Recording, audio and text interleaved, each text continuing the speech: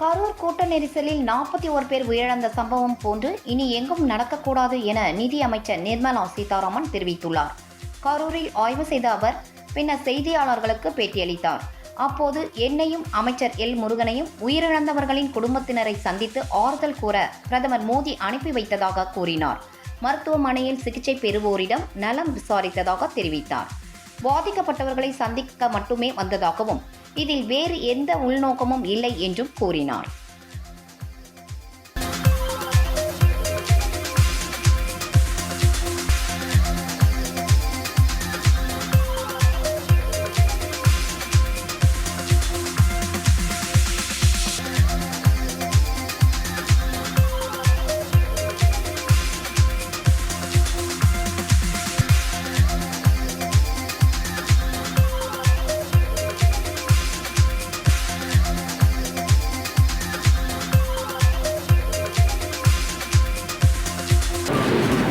உயிரிழப்பு அந்த நம்பரும்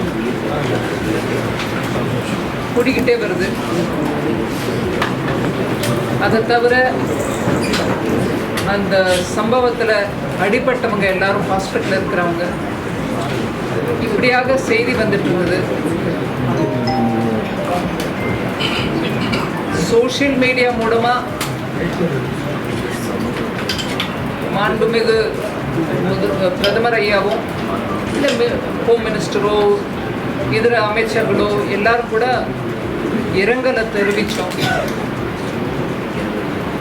ஆனால் நேற்றுக்கு இரவு பிரதமர் ஐயா, ஹோம் மினிஸ்டர் இருவரும்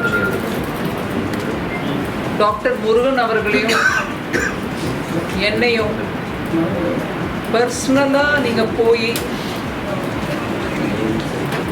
உயிரிழந்தவங்களுடைய குடும்பங்களை சந்தித்து அவங்களுக்கு ஆறுதல் கூறணும்.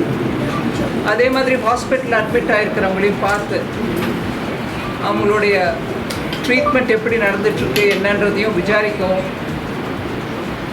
உடனடியாக தாம் வர விரும்புகிற நிலை இருந்தாலும் வரக்கூடிய சூழ்நிலை இல்லாத காரணத்தினால எங்கள் 2 பேரையும் பிரதமர் ஐயா அனுப்பி வச்சாங்க. அதே அவருடைய ராத்திரி அவர் சொன்ன அட்வைஸ்க்கு இன்னைக்கு காலையிலேயே நாங்கள் டெல்லியிலேருந்து கிளம்பி கோயம்புத்தூர் வந்து இறங்கி டைரெக்டாக இங்கே வந்தோம். கலெக்டர் ஐயா எங்களை சம்பவம் நடந்த இடத்தையும் காமிச்சார். அதை தவிர ஹாஸ்பிட்டலில் இருக்கக்கூடியவங்க, அடிபட்டவங்க, மூச்சு விட முடியாமல் திணறி ஒரு பதட்ட நிலையில், அதோடு இல்லாமல் அவங்க உடம்பெல்லாம் அடிபட்டு அவங்க உயிர் தப்பிக்கிறதுக்கு மிதிச்சிட்டு ஓடின அந்த சந்தர்ப்பத்தில் உடம்பெல்லாம் காயப்பட்ட பெண், ஆண் எல்லாரும் அவங்க ஹாஸ்பிட்டலில். அவங்களையும் ஒருத்தராக போய் பேசி அவங்ககிட்ட இந்த செய்தியை சொல்லி அதற்கு பின் உயிரிழந்தவங்களுடைய குடும்பங்களை சில பேரை போய் பார்க்க முடியுது. அங்கே எங்களால் வார்த்தையில் அவங்களுடைய துக்கத்தை வர்ணிக்க முடியாத நிலைமை. அவங்க பேசுகிறத கேட்டாலே எனக்கு வயிறெல்லாம் கலந்துற நிலைமையில் அங்கே நின்றுட்டு இருந்தேனே தவிர என்னால் பேசக்கூட முடியல, அவங்களுக்கு ஆறுதல் சொல்ல முடியல. 7 வயது மகனை இழந்த தாய், மனைவியை இழந்த ஒரு 60 வயசு இருக்கக்கூடிய ஒரு பெரியவர், அதே மாதிரி தன்னுடைய அண்ணனை இழந்த ஒரு பெண், தன் மகனை இழந்த தாய், 2 பேரும் ஒரே வீட்டில். இப்படியாக 7 குடும்பங்கள், பெருவாரியாக எல்லாருமே 7 குடும்பத்தை சேர்ந்தவங்க. அவங்க கதறி அழறத கேட்டால் நம்மளால் பதில் சொல்ல முடியல, அவங்களுக்கு ஆறுதல் சொல்ல முடியல.